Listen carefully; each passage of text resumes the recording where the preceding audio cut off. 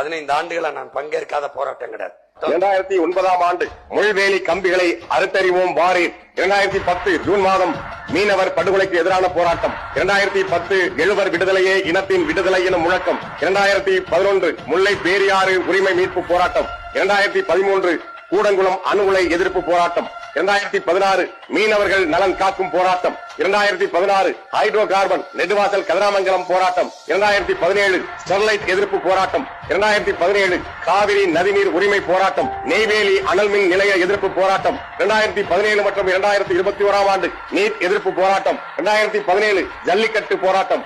வேங்கை வயல் போராட்டம். 2018 மேல்மா சிப்காட் போராட்டம்.